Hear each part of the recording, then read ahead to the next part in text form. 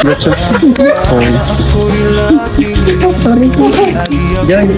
sorry daw. Yun. Yan yung mga kalingap, no?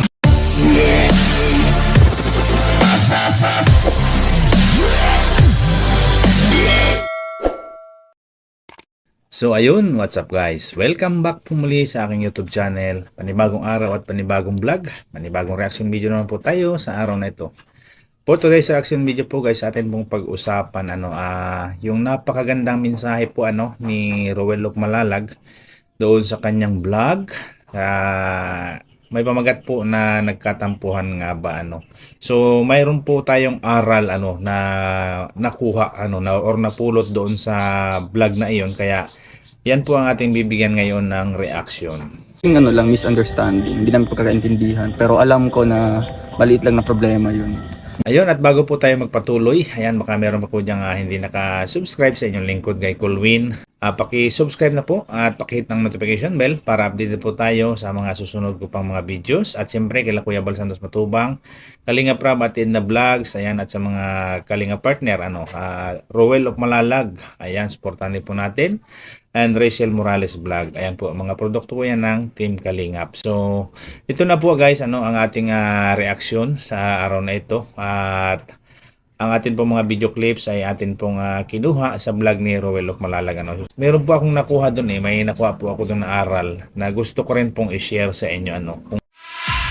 At dahil nga po parang medyo nagkatampuhan itong dalawa, alam naman po natin siyempre meron na silang mga pagkakaunawaan na sila lang yung nakakaalam talaga at nagkaroon nga po silang kaunting tampuhan.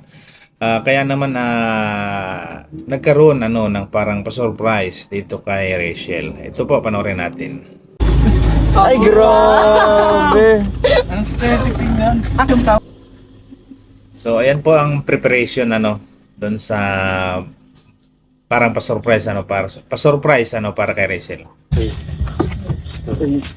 Kahit ako'y di mo pinapansin, hindi ko nagagalit sa'yo. Ganito na ang iyong damdamin para sa'kin.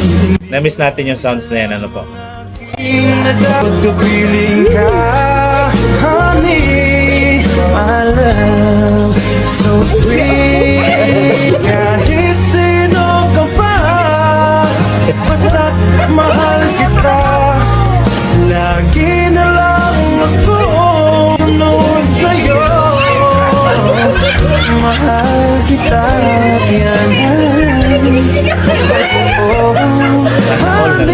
Kita po natin yung napaka-sweet na pakikipag ariglo. Tawagin na lang po natin ariglo ni Rowel Malalag dito kay Langga Rachel. Talagang na-miss po natin ang tambalan na Rochelle. At kung hindi nyo po nasubaybayan ng aking channel ay ako po ay isa rin pong reactor ng Rochelle noon pa man yung mga love team po nila nung nag-umpisa pa sila ay talagang nagawan po natin yan ng reaction video po. So isa po tayong fans ng Rochelle at talagang mahal din po natin iyan, si Rachel at si Dodong Rowel ay pagtatanggol po natin yan sa mga bashers na may mga negatibong komento sa kanila. Take note po, kung mayroon pa mga basher dito sa aking reaction ay pasensyahan po tayo, wag naman pong ganyan. Iwasan po natin yung pambabas dito kay Rowel or kay Rachel, po. So, yun nga po ang nakita po natin. Napaka-sweet naman talaga, po. At yun po ay galing sa sponsor o parang nagkataon lang ba or yung coincidence na nagkaroon ng pa-surprise.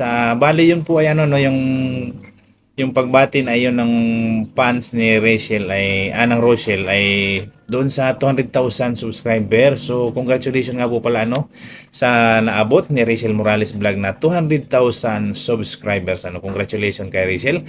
At yun nga po, mayroon pa surprise yung kanyang mga fans para sa kanya. At siyempre, wala namang ibang maghahatid noon para sa kanya kundi itong si Dodong Rowel. So parang coincidence dahil meron nga silang kaunting tampuhan Kaya naging sweet naging sweet yung eksena. Nakakatuwa naman po. At talagang 'yun, parang bumabalik yung pagkabata natin makakita tayo ng mga ganong bagay So dito po guys, pakinggan po natin yung sinabi ni Ruel dahil meron po tayo ditong mapupulot na magandang aral So panoorin po natin ito. Congratulations Langga. Uy. Congrats. Congrats. Sorry. Uy, sorry daw. Yun. Siyempre Narinig mga ko rin yan. kalingap, no? Baba mo yan. Kahit wala po itong mga camera na ito, no? Talagang, Yan, dito na po. kahit wala yan, no? Off natin yan. Talagang totoo kay Rachel, kay Langga.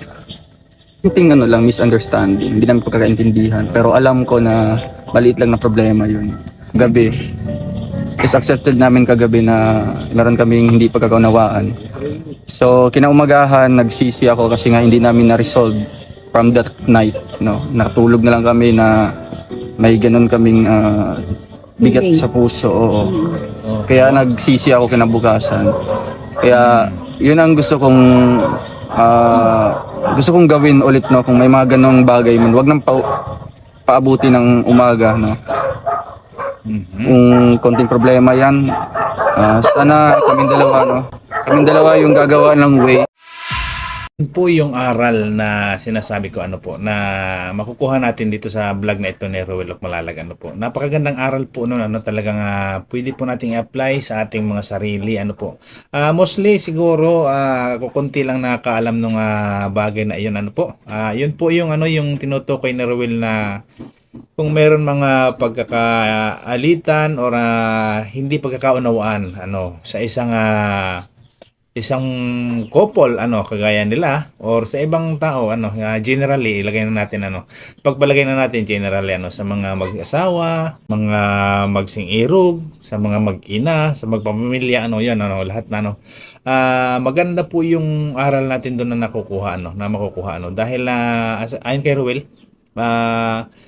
kung meron mang mga di pagkakaunawaan ay kung hangga't maaari ay wag na nating paabutin pa ng bukas so wag tayong matulog wag nating hayaang makatulog tayo na hindi nare-resolba yung problema na iyon hangga't maaari ayusin natin so tama nga naman napakagandang mensahe po noon dahil siyempre kung tayo po meron po tayong hindi pagkakaunawaan sa isang miyembro ng ating pamilya lalong-lalo na sa ating asawa matutulog tayo na meron tayong sama ng loob. So ito for example lamang po hindi naman po natin hawak ang ating mga buhay. Paano na lang kung hindi tawag dalangin ay bawiin po ng Panginoon Diyos yung buhay natin habang tayo natutulog. So yung pong ating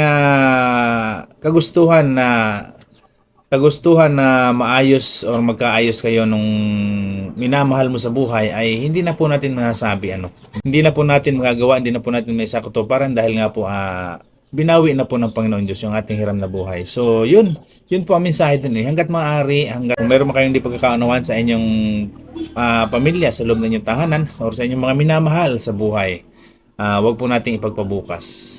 Ngayon pa lang ora mismo kailangan resolbahin natin, ayusin natin at para mabalik yung dating magandang samahan. Napakagandang mensahe po noon yung sinabi ni Dodong Roel, kaya yun hindi po natin naiwasan, hindi natin na pigilan na gawa ng reaction video yung bagay na iyon. So hindi pa po dyan nagtatapos, may mga sweet message po sila para sa isa't isa. Panoorin pa po natin ito. Ako, talagang iniingatan ko yung pagsasama namin ni Langga. At syempre tayo yung talagang medyo matured, mas matured sa kanya. So ako yung medyo nag-a-adjust sa mga situation, sa akin lang is tiwala lang Langga. Ayun. Kung ano man yung mga sa isip mo, yung mga iniisip mo talagang yung mga times talagang hindi naman natin yung makukurse lahat, ibigay mo lang yung tiwala sa akin. At alam na alam mo yan, hindi ko sisirain. At syempre gagawin ko yung lahat, yung best ko para talaga i-prove sa'yo na totoo at tayo talaga. Kasi, and sorry Langga, sorry sa may mga times misunderstanding. Yun. Yun, yung magandang mensahe ni Rolok Malalag para kay Rachel Morales. Talagang masasalamin po natin na talagang galing sa kaibuturan ng kanyang puso yung kanyang mensahe para kay Rachel Morales. Talagang mababasa natin na yung sinseridad ng isang taong humihingi ng paumanhin, kung mayroon mang nagawang pagkakamali ay talagang makikita natin na sinseridad itong si Rolok Malalag doon sa kanyang mensahe na ginawa para kay Rachel Morales At talagang salute tayo kay Rowell Malalag dahil alam naman natin lahat na siya yung matured dito sa kanilang tambalan. Kaya yun, accepted siya na talagang kailangan niya siya yung gumawa ng mga moves or ng mga way para unawain palagi at alagaan itong si Rachel Morales. So, iyan po ang isang katangian ng isang Rowell Malalag na talagang hinahangaan natin sa kanya. Ito naman po yung sagot ni Rachel Morales. Pakinggan po natin at panoorin. Pasensya na lang ga kasi nakasalita ako na hindi maganda sa'yo. Kasusunod kasi hangga, huwag ka magsasalita ng bagay na ikakasama ng loob ko. Kaya pala. Kasi hindi kaya ng puso ko eh. Pasensya na lang ga.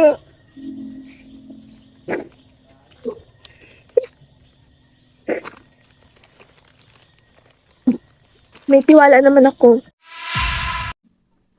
Parang may iyak naman tayo doon sa mensahe na yun ni Rachel Morales. Talagang tagos din sa kaibuturan ng puso niya yung kanyang message para kay Rowell Malalag. At yung pala meron po palang nasabi si Rowell na medyo parang nasaktan si Rachel Morales. Hindi naman po siguro talaga maiwasan yung mga ganyan sa mga couple yung mga ganyang bagay na paminsan-minsan ay magkakaroon ng misunderstanding. So ang importante doon ay sa bawat misunderstanding sa bawat mga pagkakaroon ng tampuhan ay dapat gawan agad ng solusyon kagaya ng ginawa ni Rowell Malalag talagang hindi niya pinatagal at ayon pa nga sa kanya yung kanina yung ating tinalakay ay nagsisi siya dahil hindi niya agad na-resolve so talagang nakikita po natin doon yung kagustuhan ni Rowell Malalag na maayos agad kung ano man yung hindi nila pagkakaunawan ni Rachel Morales. So ayun po guys, yun lamang po yung ating maikling reaction video sa araw na ito. Once again, congratulations po kay Rachel Morales Vlog. At shoutout po suportahan po natin palagi Rowell Malalag. Mga produkto po yan ng Team Kalingap. So iwasan na lang po natin wag po nating siraan or ibas dahil totoong tao po yan sila na talagang hangarin lang din po ay makatulong sa mga kababayan nila diyan na naghihikaos din sa buhay So kaya nga nagkaroon din ng channel si Rachel Morales dahil yun din po yung kanyang layunin dahil na-adapt ng puso niya yung ginawa sa kanya ng Team Kalingap kaya naman ay binabalik din niya sa ibang tao kung ano man yung nagawang tulong sa kanya at sa kanyang pamilya ng Team Kalingap. So ayun po. Maraming salamat at shoutout po sa Team Rochelle sa inyong lahat kung ano-ano man yung mga grupo ninyo. Shoutout po sa inyong lahat at mag-iingat po tayong palagi saan man po tayong panig ng mundo naroroon. God bless po sa ating lahat. Bye-bye po.